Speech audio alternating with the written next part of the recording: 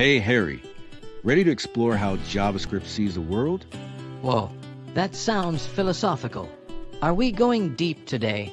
Just enough to blow your mind a little. Today we're talking about something called Typeof. Okay, sounds like a spy tool. Haha, not quite. Typeof is a way to ask JavaScript, hey, what kind of thing is this? You mean like, what kind of variable are you? Exactly. Imagine every value in JavaScript wears a label. That label says what kind of data it is, like number, string, or object. So Typeof reads that label? Yes. Let's say you have the number 5. If you use Typeof on it, JavaScript will say, number. What about a word like Harry? Try Typeof Harry, and it says, string. Alright, so a string is just a fancy way to say text. Exactly. Numbers are numbers. Strings are text, booleans are true or false, and Typeof tells you which one you're dealing with.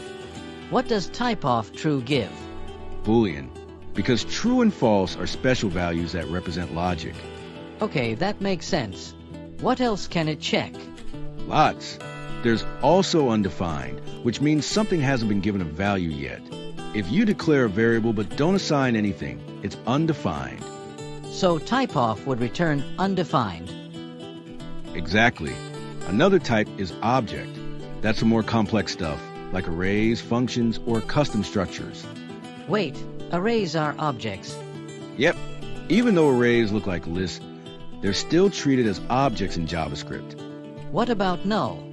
Funny you ask. Typeof null returns. Object.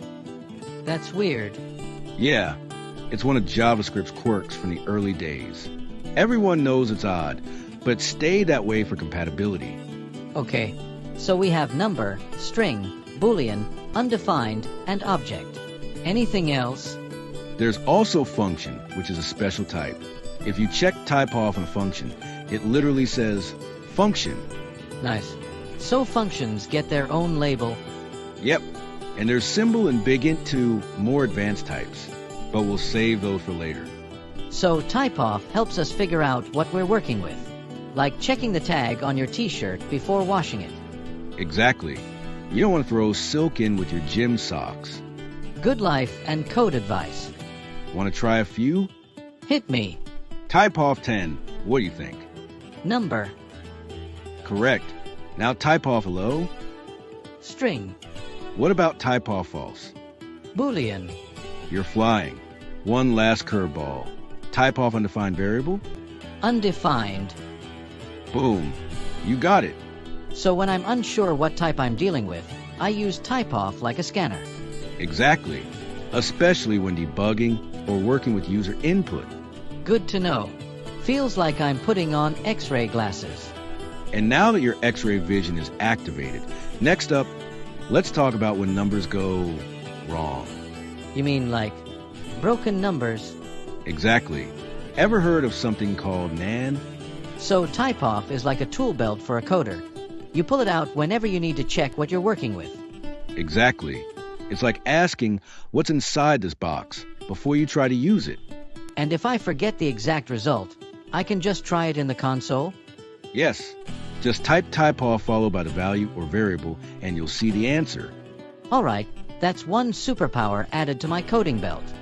And now, let's move on to something a little stranger. Stranger than Typeof null being an object. Haha, yes. Let me introduce you to something called NaN. IT looks like a number, but it's actually the opposite.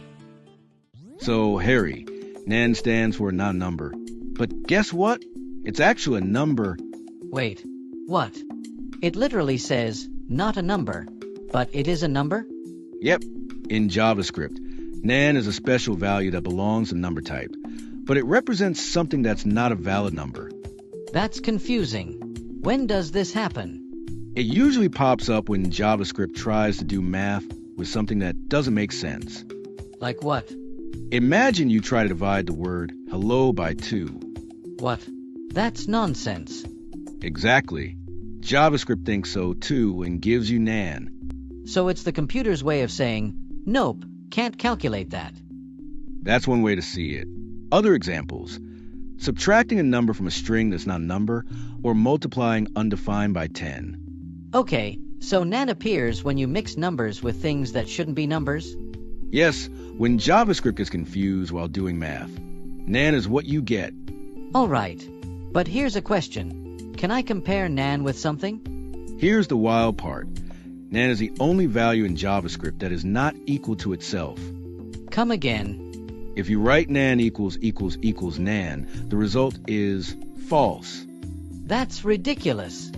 It is, and it trips up a lot of new coders. That's why we use special functions to check for NaN. Like what? One is non-value. It checks whether something is NaN, or it turns into NaN if you try to convert it. Okay, so if I pass in hello, it'll say true? Yep, because hello becomes NaN when turned into a number. What if I just check is NaN? That gives true. But then, how do I make sure the value is exactly NaN? You use number.isNonValue. It only returns true if the value is really NaN, and nothing else. So isNoN is a little loose, but number.isNoN is strict? Exactly. Think of isNon like a friend who guesses, and numbered isNon like a teacher who only marks the correct answer. Got it. Can NaN happen in real apps? Definitely. Imagine you're building a calculator and the user enters ABC by mistake. Your app might try to do math on it, and boom, NaN. So it's important to check for that and show a friendly error message? Yes. Good apps never leave NaN floating around. They catch it and explain what went wrong. Makes sense. One last thing. Can I fix or clean up NaN? You can. You can use conditions like, if result is NaN, show message instead. And if I don't check? Your app might keep trying to calculate with NaN, and it spreads like a virus through your data. That sounds terrifying. It can be. That's why understanding NaN is such a superpower. So to recap, NaN is a value that means this isn't a valid number, even though it's still typed as a number? Perfect summary. And I can't compare it with anything, even itself? Correct. Always uses 9 or number.isNon instead. All right. I'll keep an eye on it. I don't want NaN ghosts haunting my app. Wise move. And here's something interesting. If you add anything to NaN, it just stays NaN.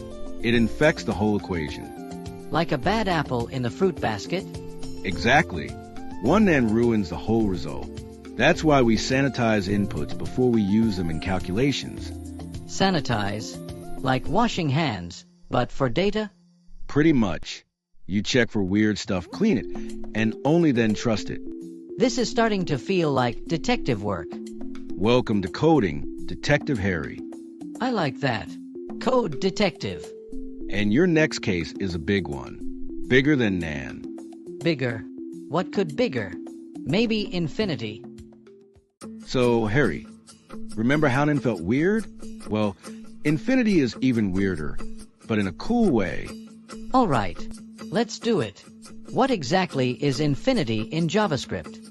It's a special numeric value that means something is too big to handle, beyond the limits of what numbers can represent. Too big. Like how big? Imagine trying to divide a number by 0. I remember from math class, we weren't allowed to do that. Exactly. In JavaScript, if you write 5 divided by 0, the result isn't an error, it's infinity. Whoa. So it just says infinity instead of crashing? Yes, and it's actually a real value you can work with. Can I use infinity in calculations? You can, but things get strange. Like infinity plus 1 is still infinity. Mind blown. There's also infinity, which represents an endlessly small number, going forever in the negative direction. So JavaScript has both directions covered. Yep, but be careful. Once infinity gets into your math, it tends to take over. Like NaN's chaotic cousin? Exactly. They're both special, and both should be used carefully. How do you get infinity besides dividing by 0? Well, you can also get it by exceeding the maximum number JavaScript can handle. There's a limit? Yes. The largest possible number is stored in number max_value. If you go beyond that, you'll get infinity. So JavaScript gives up and says infinite? Pretty much. Like, sorry, I can't count that high. Let's call infinity. Haha, relatable. There's also number.min underscore value, which is the smallest positive number. Close to 0, but not 0. What about the smallest negative number? Good question. JavaScript doesn't have a direct number.min underscore negative, but you can use number.max underscore value for that. Got it. So what if I multiply infinity by 0? Ooh, tricky. That gives you NaN. Wait, infinity and 0 together break the rules? They cancel each other out in a confusing way. So JavaScript just says, I don't know, and gives you NaN. Poor JavaScript. It tries so hard. It really does. So how do I check if something is infinity? You can compare it directly. Value equals infinity, or use infinitive value to check if something is not infinity. Oh, so isFinite tells me if something is a normal number? Exactly. It returns true for any value that's not infinity, or NaN. Nice. That's good to know. Infinity can also happen when using loops or calculations without limits. Always put safety checks. So, if I'm accidentally multiplying huge numbers, I might hit infinity? Yes, especially when working with loops or APIs that generate unexpected values. Wow. JavaScript is like the universe. Vast, mysterious, and sometimes infinite. That's why we code with curiosity and caution. All right. Let's wrap this up. Final questions. Hit me. Infinity. It's a numeric value that appears when numbers get too large or we divide by 0. Correct. Negative infinity. Same idea, just going down instead of up. Yep. Multiplying by 0. Oops. NaN. You got it. Use isFinite to check if a value is a regular number. Perfect. And infinity is not the enemy. Just dramatic. Haha, true. Thanks, James. I feel like I just rode a roller coaster through JavaScript's number world. And you didn't fall off once. Because I had a great guide. Well, it was an infinite pleasure. All right, time to go practice all this in code. NaN, infinity, let's be friends. Till next time, James.